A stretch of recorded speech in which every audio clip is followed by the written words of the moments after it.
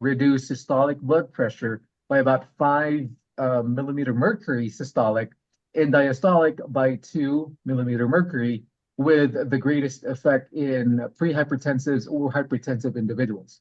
The effective dose, just 1 to 300 milligrams per day.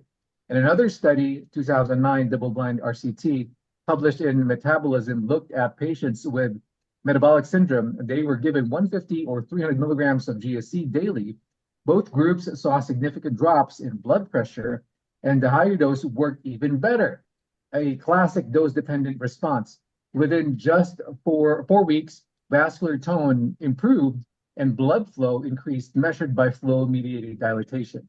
So, mechanism in a nutshell, how it works: it enhances nitric oxide production and duration, and reduces oxidized LDL, protecting the arteries. It also inhibits ACE, the ACE enzyme, just like a natural ACE inhibitor. So that makes it an elegant, affordable alternative to expensive nitric oxide boosters based on beets, or even there are supplements out there that has arginine or citrulline. And remember, many people don't convert these well anyway due to low endothelial NOS, or enos, as we call them. A final takeaway: grapeseed extract relaxes your blood vessels, helps nitric oxide last longer, and protects arteries from oxidative stress, all without the side effects of most medications. So that's your Andrew tip of the day or the week. What about, you always hear about grapefruit, interacting with medications, drugs, those kinds of things. Is there the grapefruit? Yeah, so that actually is connected to the cytochrome P450. Mhm. Again, I don't know if that is that you were saying. If you're going to take grape seed extract, is that going to have the same effect? Is that Right. what your question is? Is there that? That's a good question. I'm not sure. So Not I'm sure. going to research on that. I'll report on that for you. We've been The using, answer to that question is no. There's no interaction Oh, with there. the Chrome P450 system and grapeseed extract at all. Completely different than grapefruit. you, Mm. you see, John. You see, John. I told you it was okay to invite him. So okay. Yeah. So, Dr. Naria, I'm gonna introduce our guests tonight, and can you Right. folks in as they come in? So, Yes. so everybody, it is my great pleasure for you to meet Dr. Derek De Silva. Dr. De Silva is one of the giants in anti-aging medicine, and he's been my mentor for many years. He is a fabulous internist. He's 37 years of clinical experience, and he's again a giant in anti-aging and longevity medicine. He's internationally recognized expert in the field of optimal aging, longevity, and bioidentical hormone replacement. He is a associate staff member at Raritan Bay Medical Center. He's on the board of directors at the American University of School of Medicine in Aruba. He's a planning chairman at the Age Management Medical Group, past president of the American Nutraceutical Society, a recipient of the Alan Mintz Award for Excellence in Clinical Age Management Medicine, Best Doctor of the Year award in New Jersey and New York by Castle Connolly for the past 20 consecutive years. He's an AMMG lecturer, an AMG Driving Academy guest lecturer. He's formulated over 350 dietary supplements. He's been on TV, radio, and more impressively, he's probably the best dressed physician I've ever met. And I keep bugging him for years now to take me clothes shopping with him, because he's always, in fact, this is dressed down today. Yes. He is Dr. De Silva is truly a giant, and we are really blessed to have him. And Thank you very much, Dr. Clearfield. That was very kind. Well, I have to be nice to our guests. What could I tell you? Yeah. Can I just make a comment on what we just heard from Dr. Nario? The world of grapeseed extract, and by the way, going back probably, goodness gracious, 30 years. I was with Dr. Andrew Weil. I was with Mark Blumenthal. and I was with one other person. I don't remember who that was, but there were four of us. We were having dinner, and Dr. Weil said, I'm going to start a program at University of Arizona in integrative medicine. And Mark Blumenthal, who was the head of the American Botanical Council, he still is, and myself, we said, that is fantastic. How are you going to get that through to become a fellowship program? He said, we're going to do it. And I was part of the first group that helped him through that piece with Mark Blumenthal. So it's been a real pleasure to see people like yourself, and there's a couple of other physicians here in my area in New Jersey that have graduated from there. But the proanthocyanidins, the oligomeric proanthocyanidins, which are in pine bark extract, are also extremely potent. And when you talk about cholesterol, you talk about endothelial function, you talk about oxidative stress and reducing oxidative damage, there's so much with regard to grapeseed. And the other thing is that I think a lot of people don't pay attention to is grape skin. The thicker the skin of the grape, this is why red grapes have much more have more of an oxidative effect, antioxidative effect, is because the red grape skins are usually thicker than the green grapes. The thicker the skin, the more potent the proanthocyanidins, the more potent the antioxidative effect, because when the skin gets thick, what that means is that they've had a very difficult growing season. So it makes them much more resilient, if you will. But the whole world of grapes and grape skin and grape seed is just fascinating to me. And it's interesting that you talked about that tonight. So thank you for But Dr. that. De Silva, just to add to that, so you're actually talking about the property called OPCs or Yes, oligomeric proanthocyanidins. And correct. this is a powerful antioxidant, actually a compound 20 to 50 times more potent than vitamin C or E when it Mhm. comes to free radical neutralization. So there are only two on the tier that's very high on this. One is grapeseed extract, and the other one is pycnogenol. So the other Correct. ones like resveratrol, pine bark, as you said, berries are just secondary to that. So that's one of the specialties of grapeseed extracts. Exactly. The proanthocyanidins. Excellent, excellent, excellent. Yes, totally agreed. Totally agreed. So, Bill, I guess we're talking about mitochondrial function Yeah. and or dysfunction. So let's start at the beginning. Yeah. We hear a lot about the mitochondrial dysfunction as the cause of aging.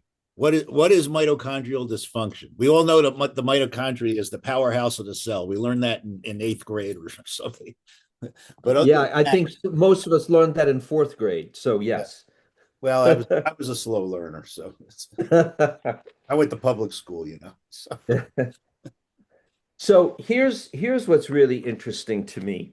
This month, this is my absolute favorite read that I get every month, and it's Scientific American.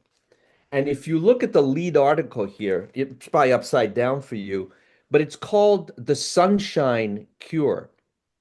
It's the lead article in this magazine, and they talk about the various roles the sun plays. We all talk about and hear about vitamin D, but if you go back in history into the 1930s and 1920s, before the whole world of antibiotics came about, where did people go that had tuberculosis?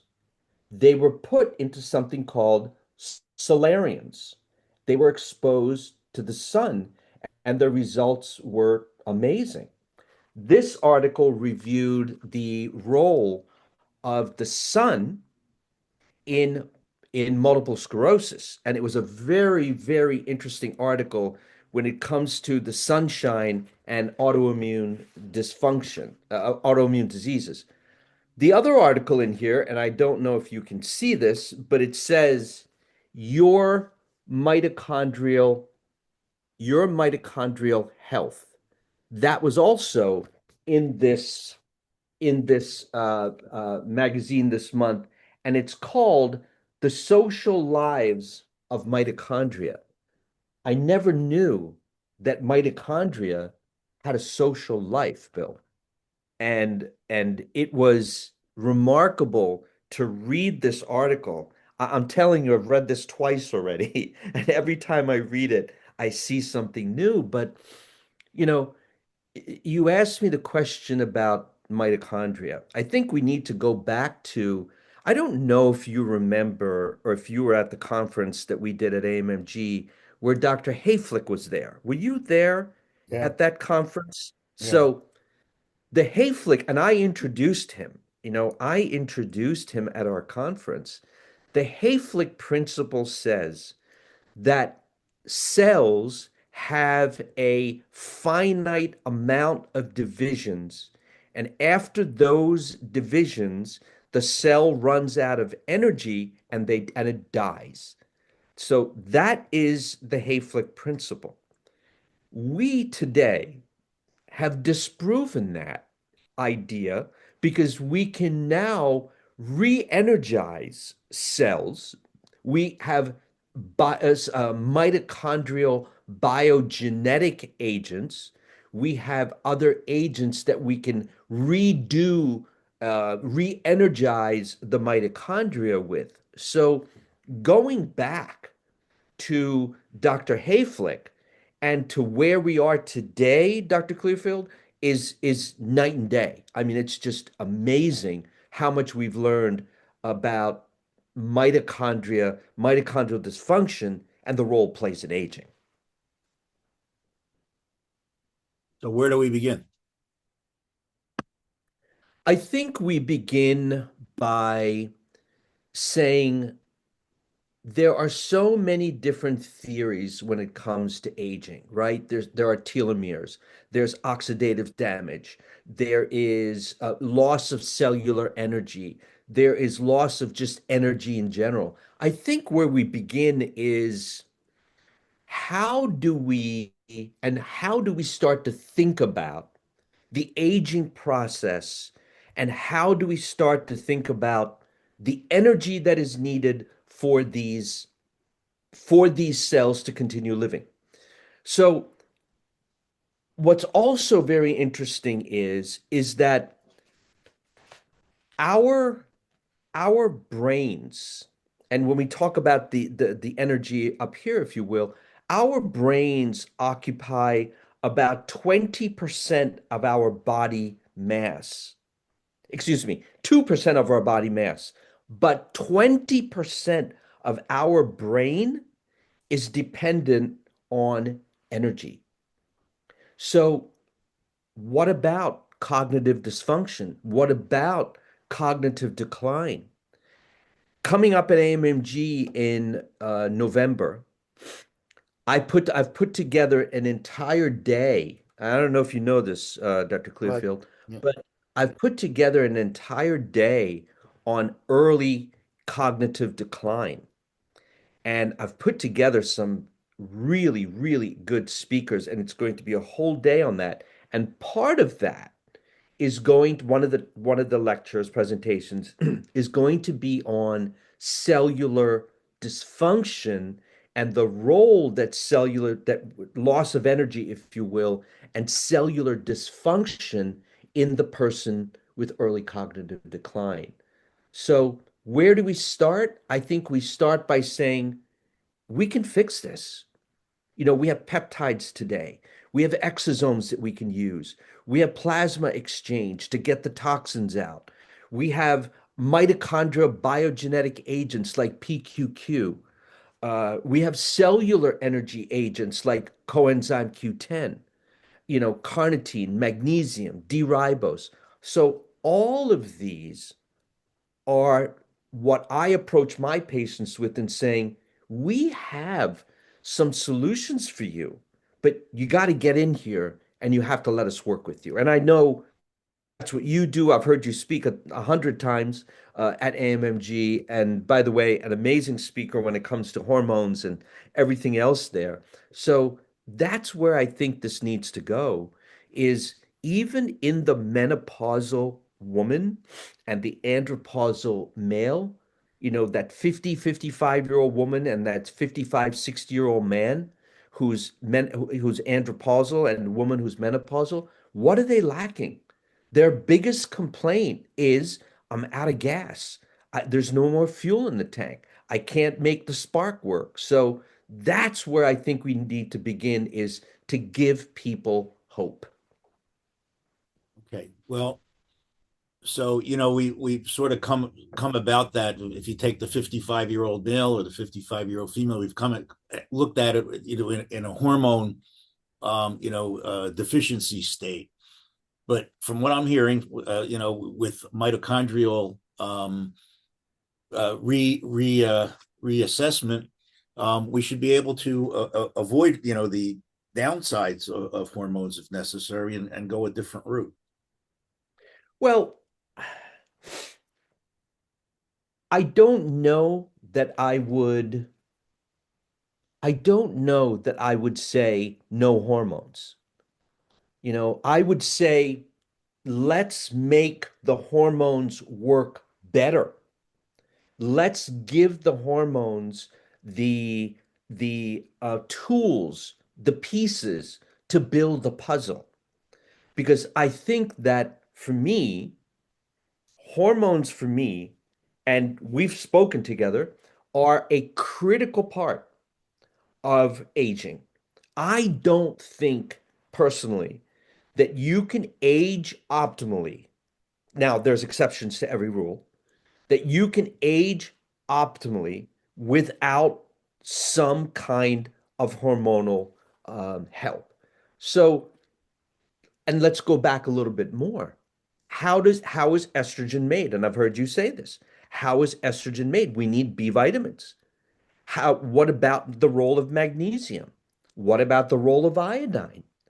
So I think that all of these pieces fit into the hormone piece also. And it definitely fits into the cellular energy piece. There's no question about it. Mm-hmm. Yeah, no, I wasn't suggesting that, to eliminate hormones altogether. That's my that's Right. that's where I live. I, But I thought you were trying to trick me, actually, no, but no, no. no, not yet. No, yet. It's still early. Gonna wait about a half hour, then we'll trip. Once you're Yeah, comfortable and everybody's asked you some questions and then we'll trip. Um, right, right. so um, so where did this idea that okay, it's now a mitochondrial dysfunction is the key to aging. Everybody's wants the one thing that's going to tip the scale, and this idea seems to have taken hold, and it hasn't been bypassed yet by whatever is coming next. Mhm. Yeah, I think that I really think that as we age, and I love to use the analogy because I work with Mercedes-Benz. I work with the drivers at the high performance with the high performance drivers at the AMG Driving Academy. I love cars. I love driving very fast cars. It's one of the things I really enjoy doing. And I tell them all the time, you are driving a car that has 620 horsepower. It's a twin turbo V8. And if you are going to put kerosene in that engine, you are not going to get the performance that you actually deserve out of that engine. What do you have to do? You have to put in high performance gasoline, 93, 94 octane gasoline. And that is what I think, for all of you that are on this call, that is what I think that we need to get through to our patients. We have to clean up the oxidative stress. We have to get your insulin level down. We have to get your hemoglobin A1C down. 5.6, 5.7 doesn't cut it. We have to make sure that you are optimized all the way across the board. And how do we do that? The way we do that is through mitochondrial energy. So, what is it? I think as soon as we say mitochondria, what's the first thing that all of you think about? The first thing that all of you think about when I say mitochondria and mitochondrial energy is CoQ10, right? Cellular energy nutrient that we all know about, that we all hear about. But you know what? The problem is that there are four groups of drugs that deplete the body of coenzyme Q10. And most of you, and most of the physicians that I speak with in our space, in our integrative medicine space, only know of one. You only know of one class of drugs that depletes the body of CoQ10. And what is that? The statins. Folks, we've got three other huge categories of drugs that deplete the body of coenzyme Q10. And one of two of them, the very drugs we use for people with cardiac dysfunction, are the very drugs that deplete your body of CoQ10. So we all know about statins. Number two are beta blockers. The beta blockers deplete the body big time of coenzyme Q10. So who takes beta blockers? Hypertensives. And who else? People with cardiac dysfunction. You've status post MI, you've had a stent, you've had a bypass. What are you going to get put on? You are going to get put on a beta blocker. What else are you going to get? You're going to get a statin. So now you've got two drugs that are supposed to increase your longevity that are now depleting your body of the one cellular energy nutrient that your body needs in order to function properly. So let me finish the other two, and then I'll come back to another thought. So we've got statins, we've got beta blockers. What if you're diabetic? Most, if not all, of the oral hypoglycemics deplete the body of coenzyme Q10.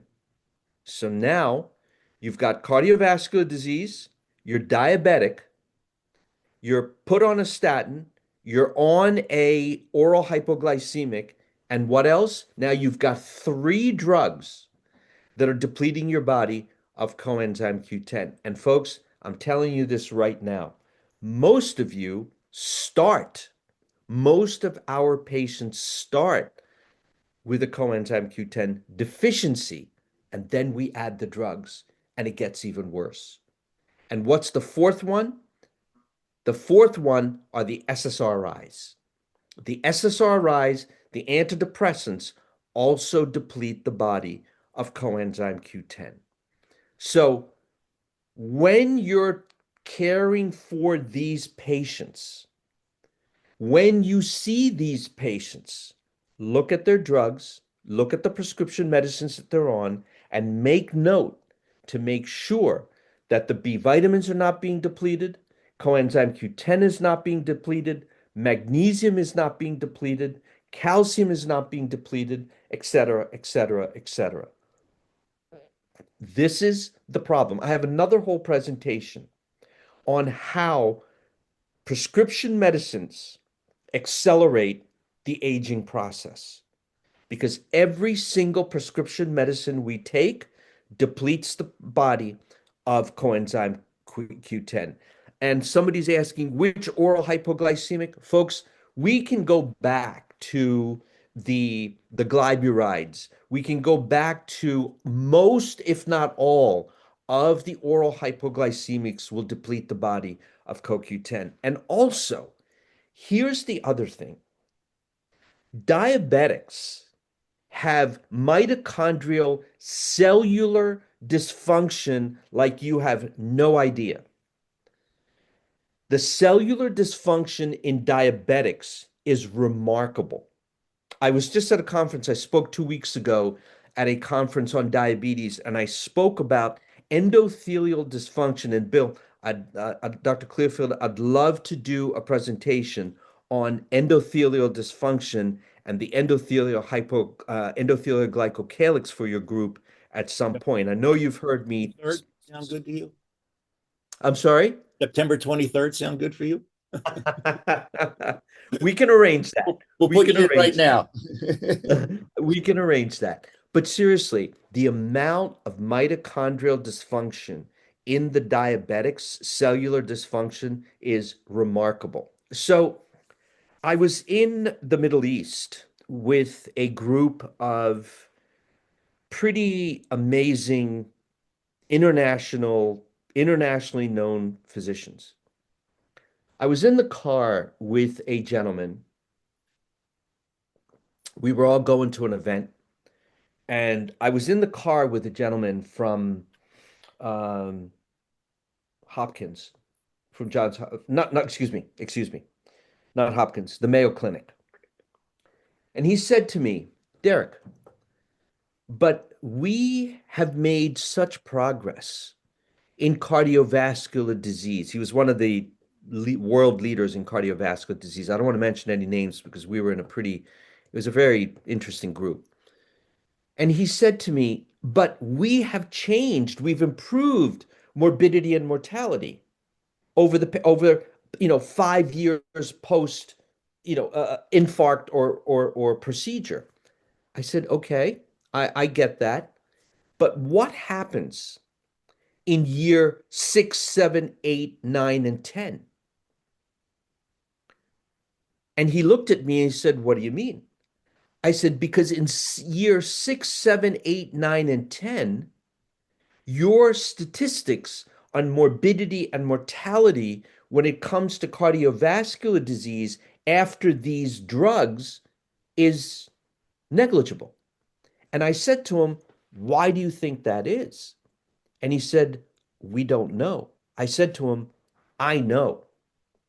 The reason that happens is because for 5 years, the drugs do very well. They do very well. After 5 years, the drugs continue to do well. But what's missing is that the nutrient depletion at the end of the 5 years, usually 3 to 5 years, starts to catch up. Morbidity and mortality start to go up. Why? Because of the depletion of nutrients, and you haven't repleted them. CoQ10, things like the B vitamins, PQQ, all of these, carnitine, magnesium, all of these nutrients are depleted from these groups of drugs. Because think about it.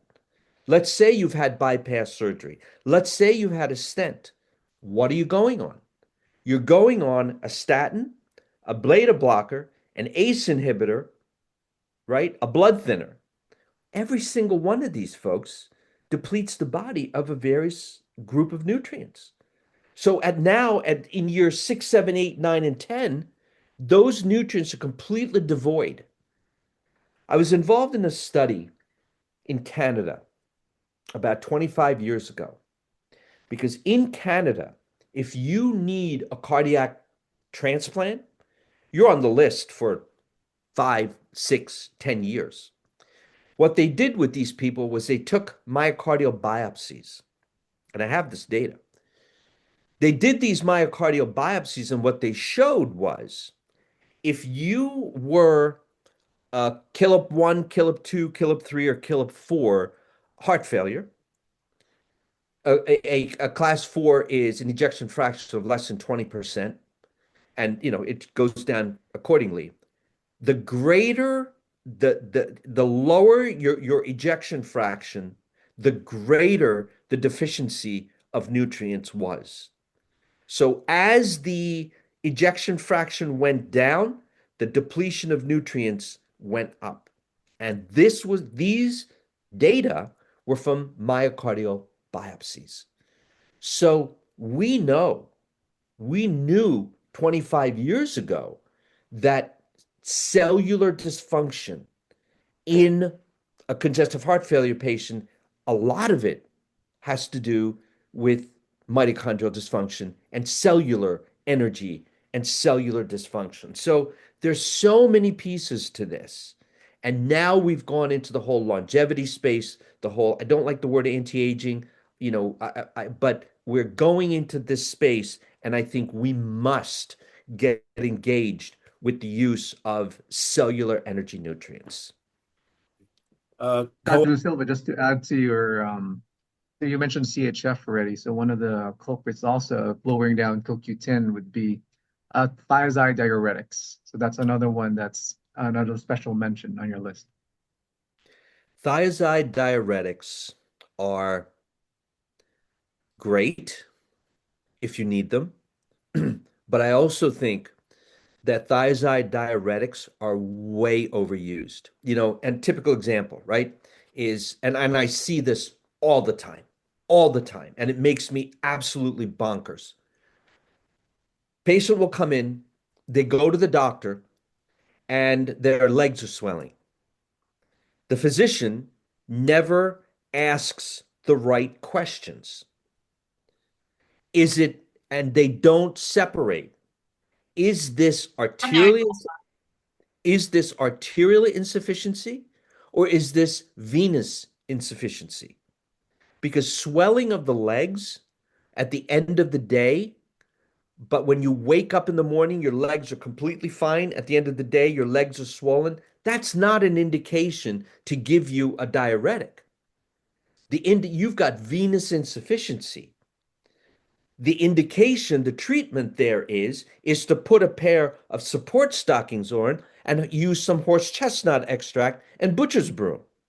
Because horse chestnut extract and butcher's broom have the same effect on the vasculature to strengthen that vasculature, to improve the valves as stockings. So the two together are remarkable. So they don't ask the right questions and they put them on a drug. And what does the body get depleted of? Of course, potassium, magnesium, calcium. And again, opening up a whole cascade of other problems because these are, again, cellular energy nutrients that we must have in order for those cells to work and function the way they should. So, yes, great point. Great point. um, Go ahead, Bill.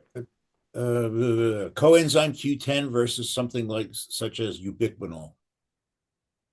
You know what? I think that I worked with coenzyme Q10. It's one of the first things I really started to work with, again, 35 years ago. I've been doing this for almost 40 years. And 35 years ago, it was all about ubiquinone.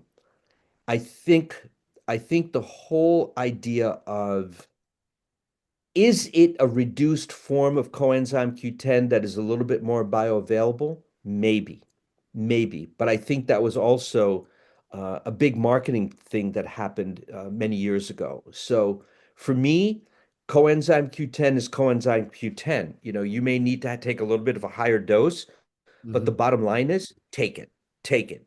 Absolutely. I personally, I take about 500 milligrams a day of coenzyme Q10.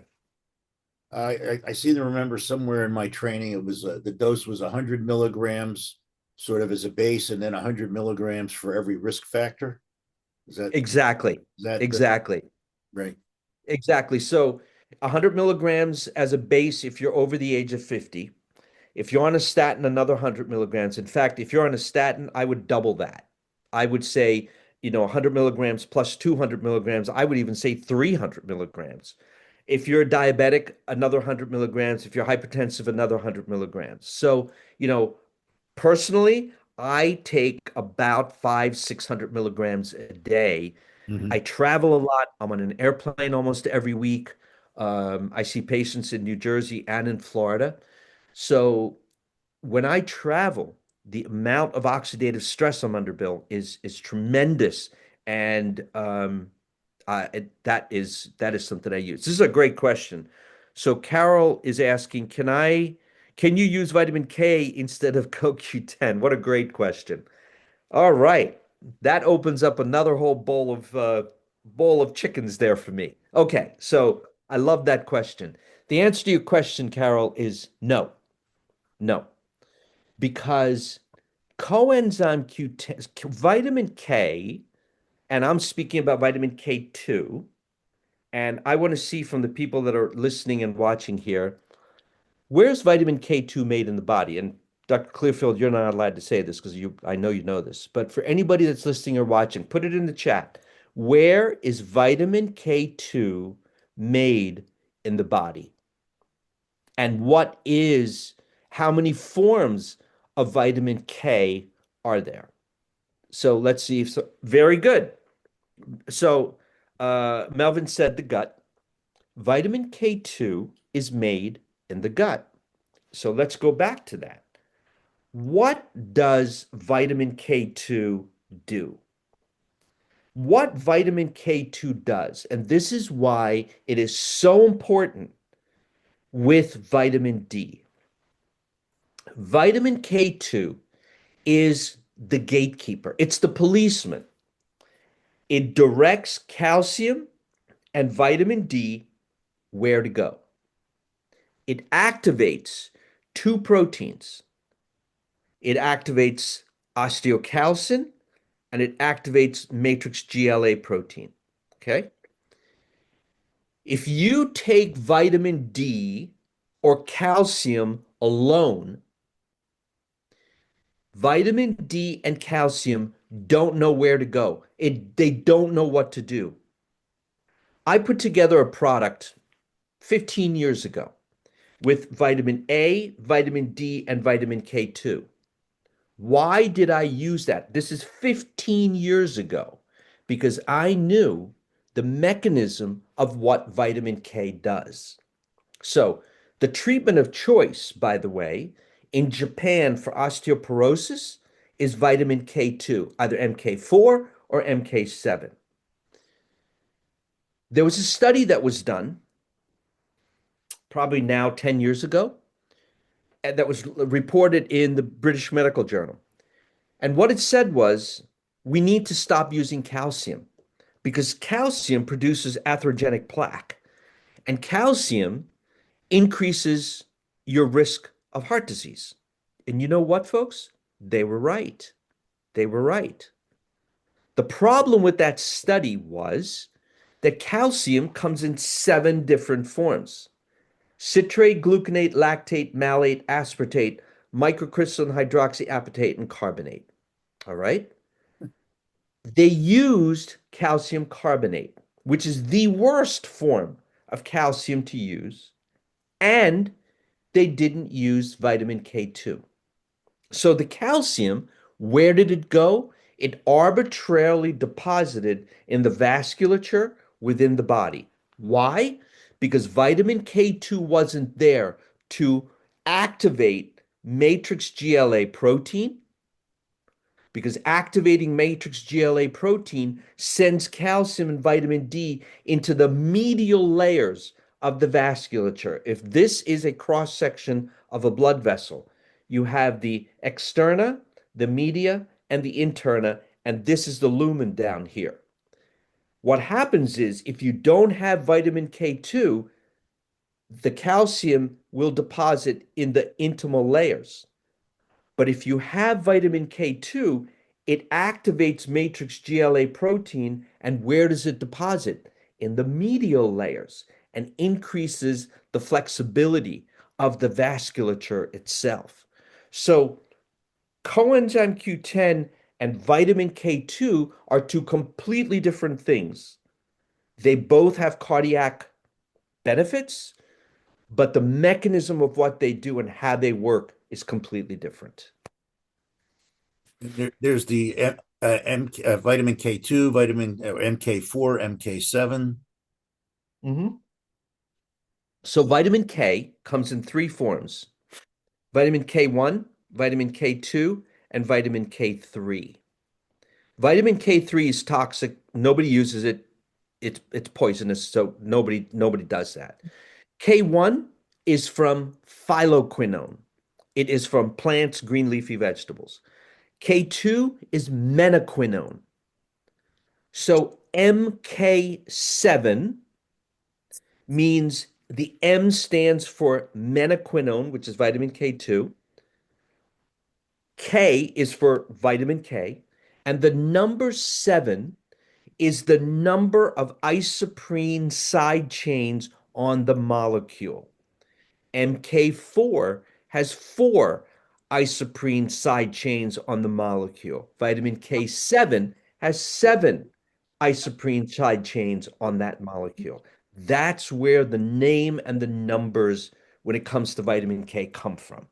Okay. Again, two completely different things on how they work. What about Uh, then PQQ? no, go ahead. Go What ahead. P? Oh, do you have somebody else? No, go ahead, Bill.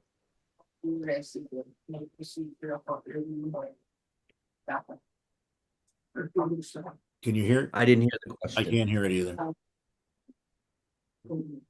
Mary, we can't hear the question. Can't hear you, Dr. Mary.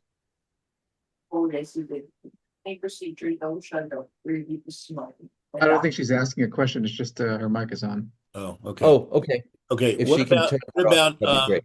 what about PQQ when you add it on to coenzyme Q10? Absolutely. So PQQ stands for pyrrolinoquinone. I had the pleasure about 15, 16 years ago now introducing PQQ to the US.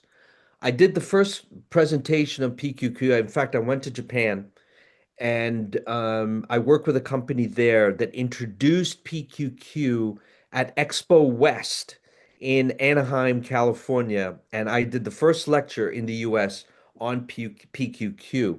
And there's different forms again of PQQ.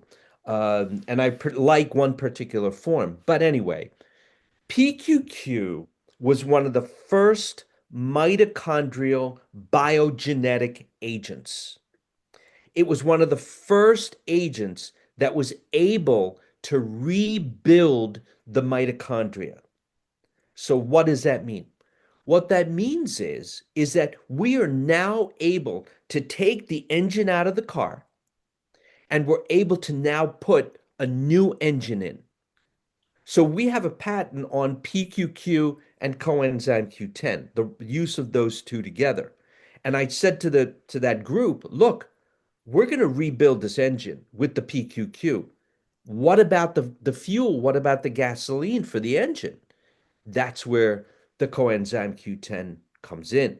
So one of the best forms, one of the best sources of PQQ is fermented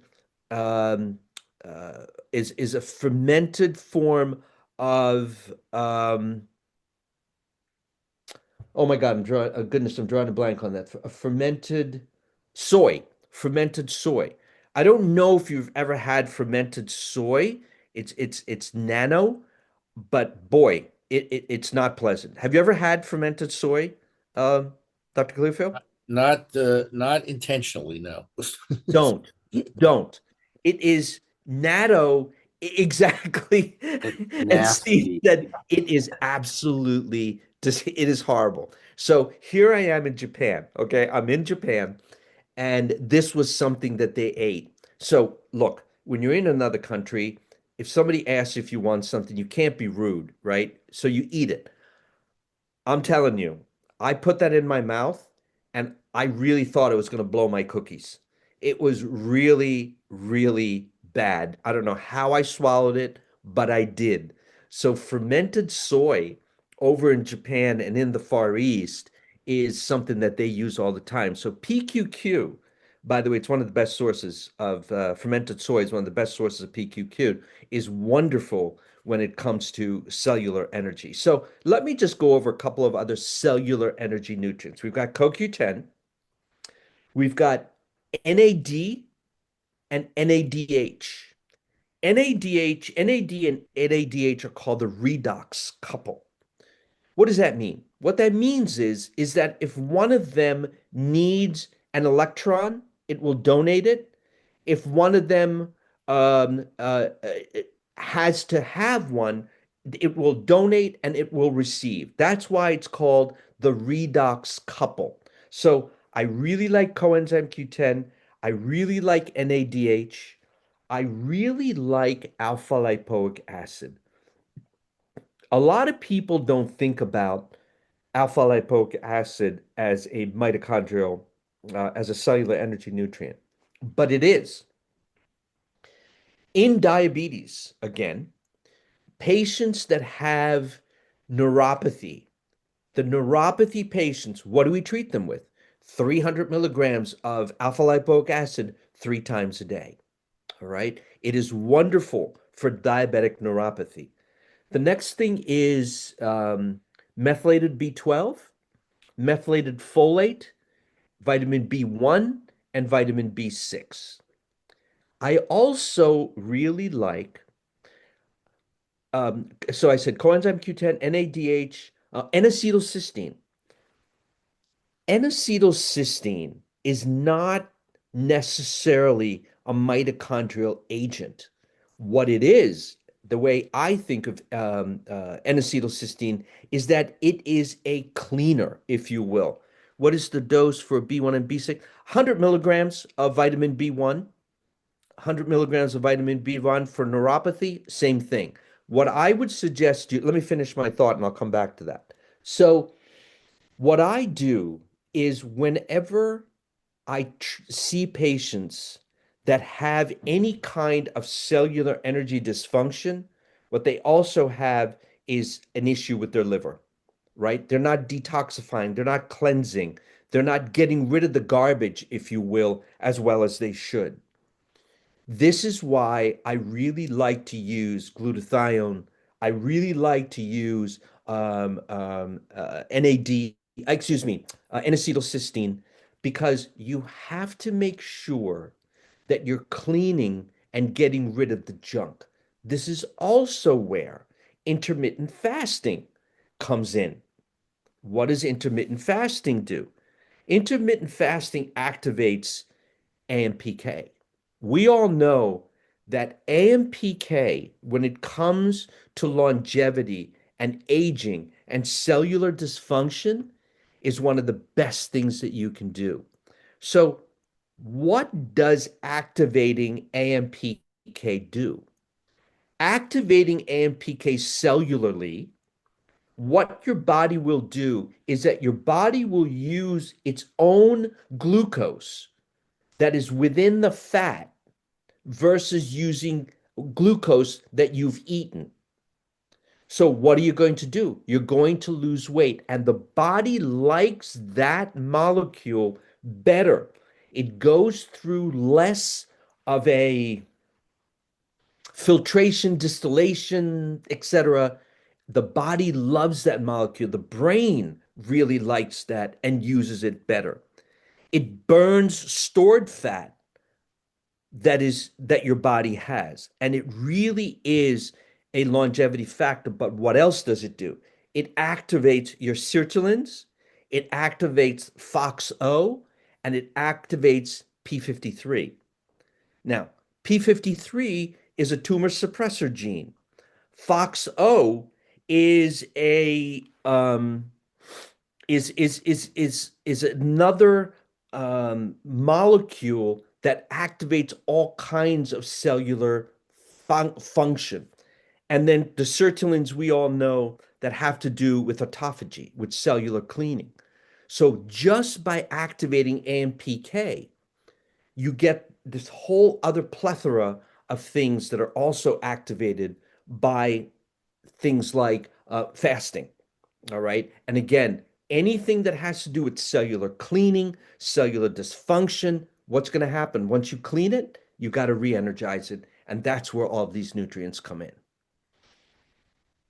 Well, By the way, where do you get your mitochondrial volume from? Mom or dad? What do you think? Well, it's a 50-50 guess, right? The mitochondrial volume, your mitochondrial energy Comes comes from from mom. your mother. It comes from your mother.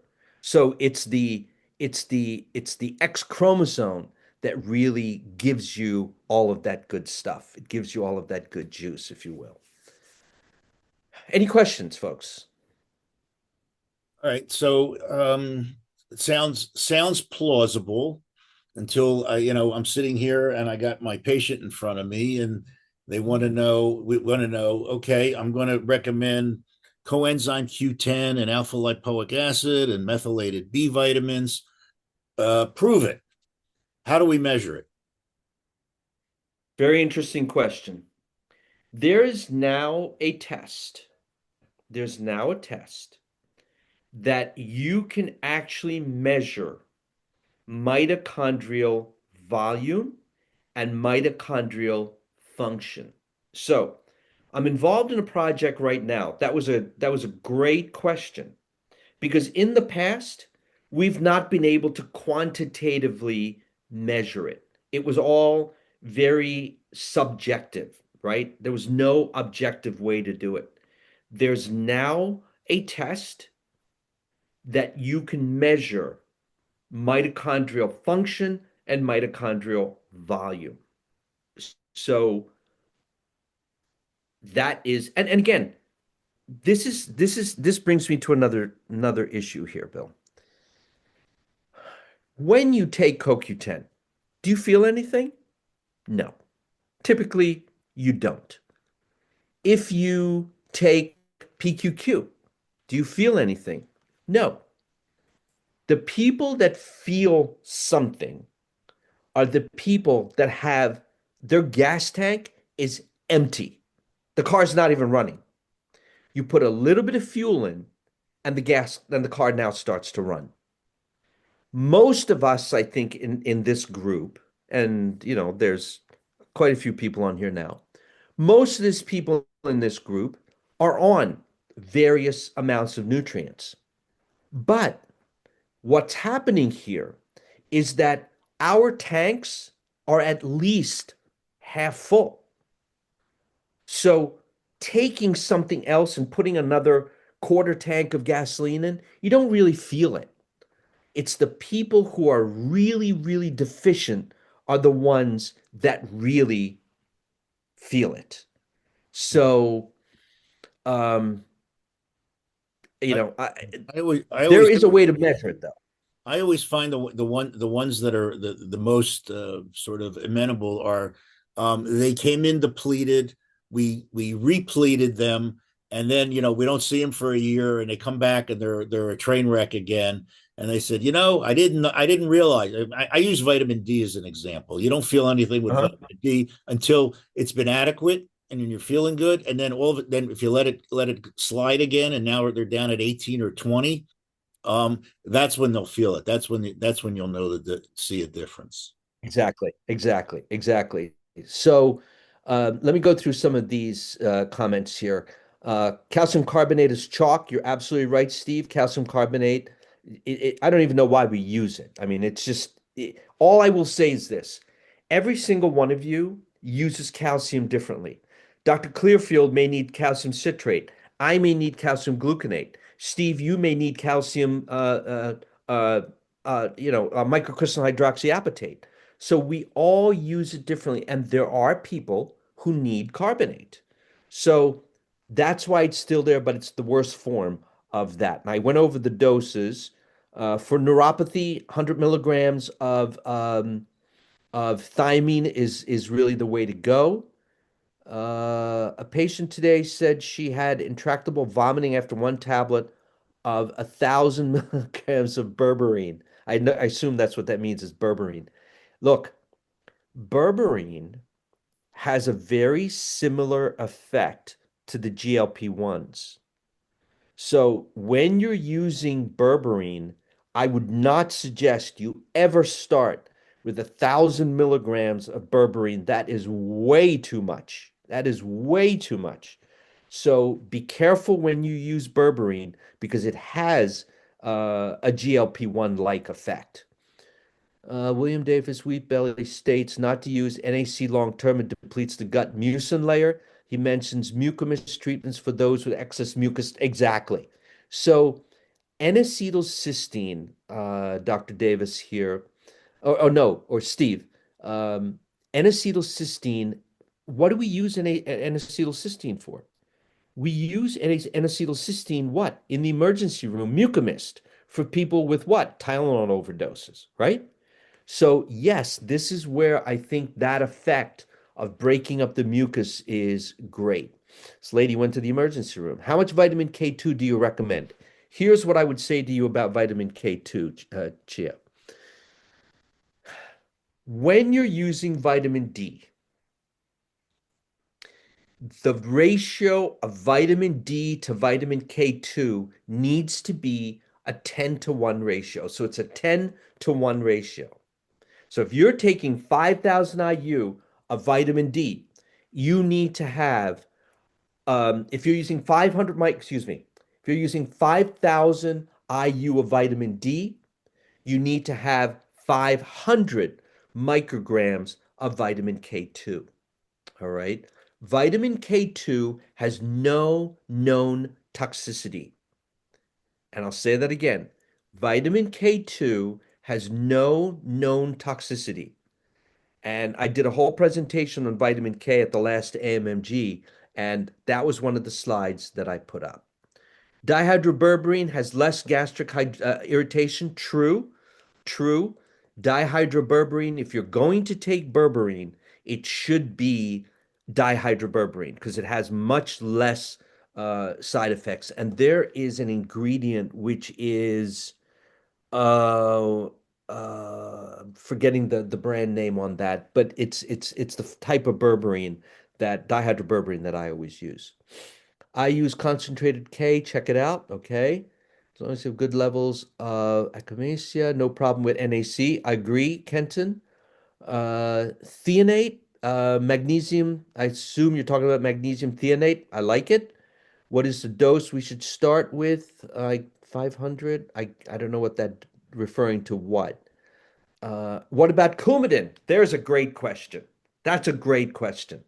So Dr. Clearfield is the cardiologist down the street from me. Dr. Clearfield calls me and says, Dr. De Silva, do you realize that your patient, that our mutual patient, is on a blood thinner?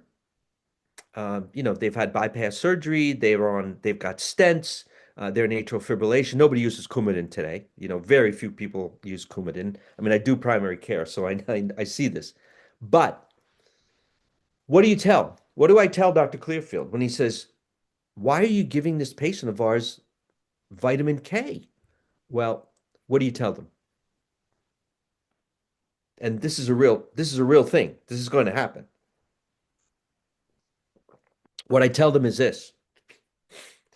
You're talking about vitamin K1. You're talking about phyloquinone, which is from green leafy vegetables, which will supposedly clot your blood. Vitamin K2, and I asked this question for a reason. Vitamin K2 is made in the gut. It has no effect on clotting. If it did, we would all be dying of blood clots because it's made in the gut. So no effect on that at all. What about the metallic valves? I don't see any issue with valvular disease and vitamin K. Anticoagulation can be used in Coumadin for metallic valves. That is really up to the cardiologist and yourself, but that's where we are. Mm-hmm. Any questions? Dr. Nario, you have any questions from online? Yep, we have some good ones here. But great lecture, Dr. De Silva. Thank you. Thank you. You stirred some heads here.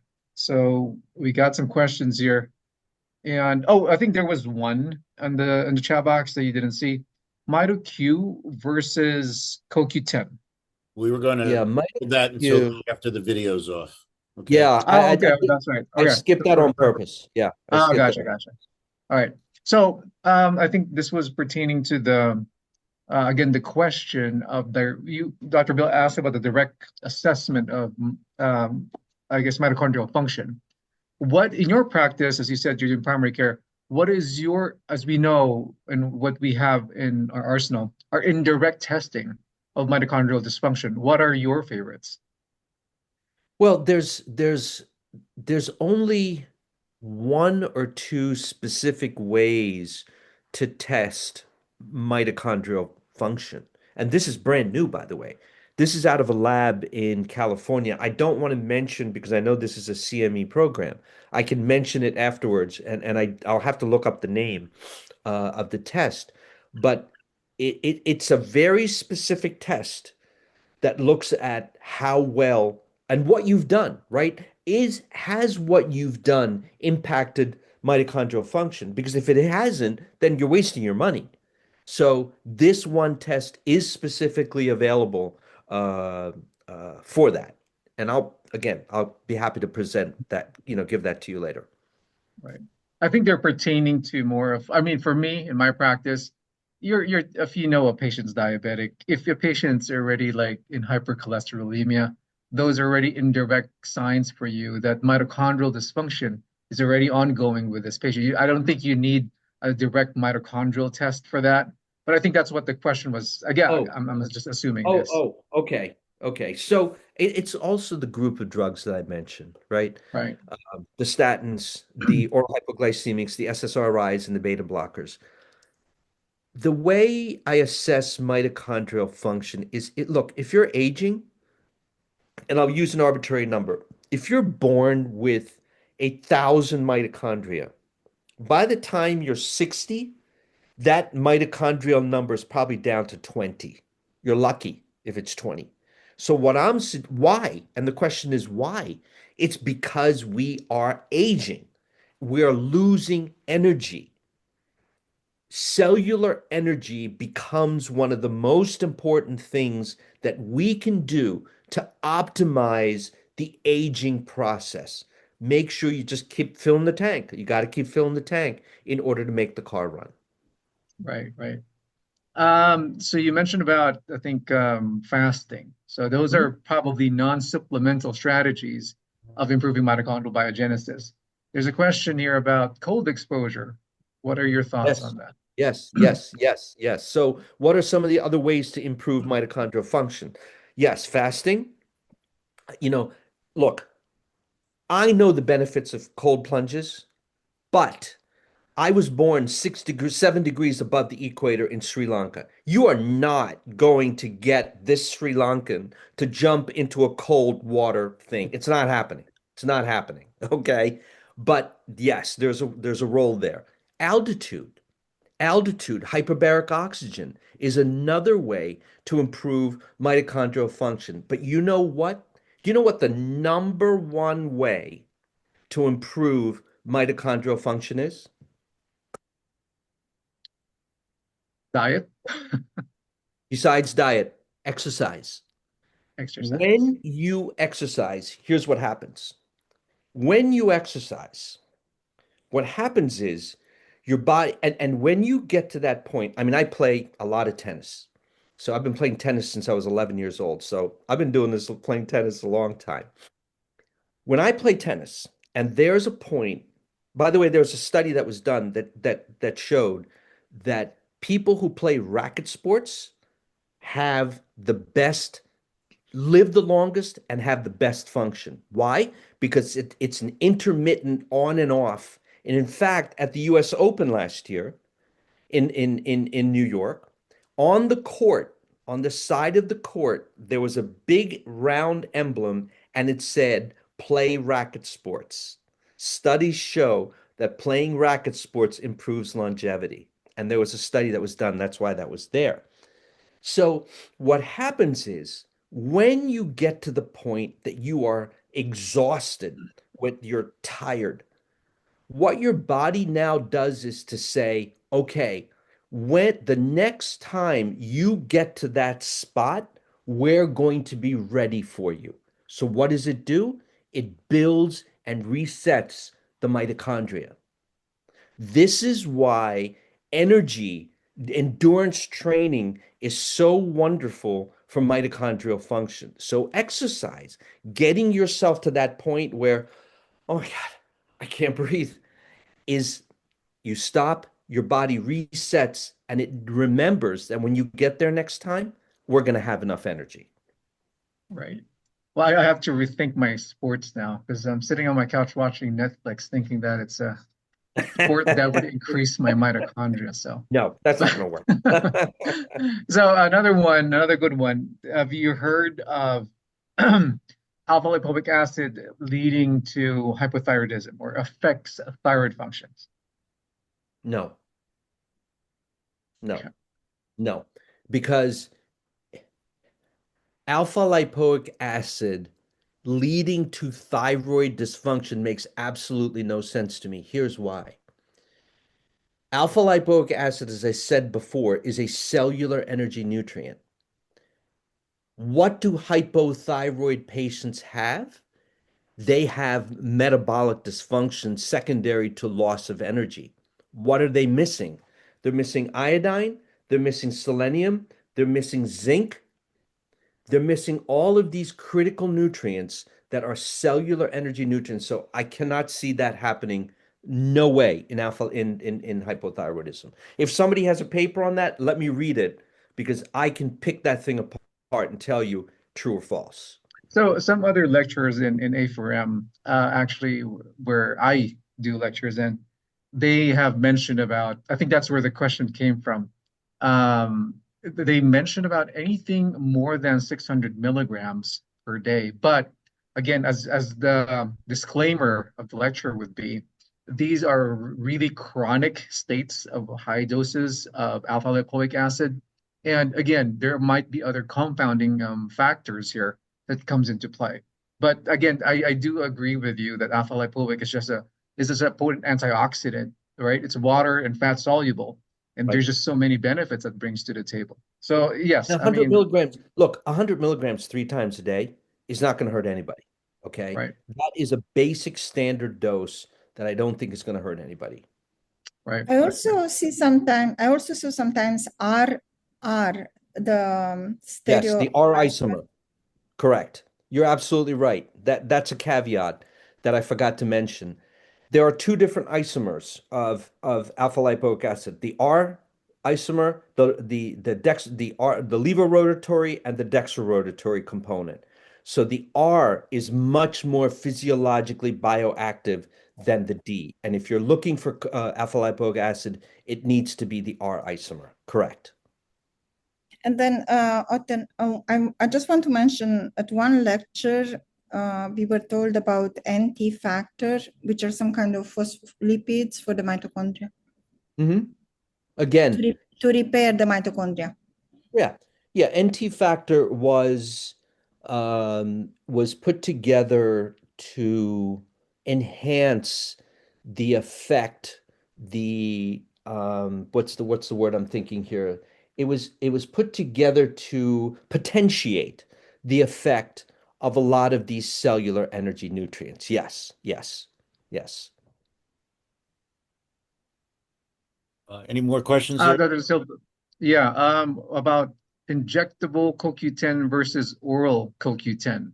In your experience, is there a difference or doesn't Yes. matter? It's CoQ10 anyway?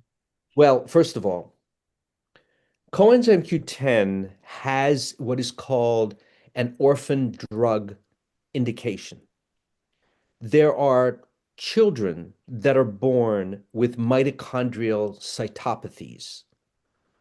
These children, once they get into their teenage years, cannot function without injectable CoQ10.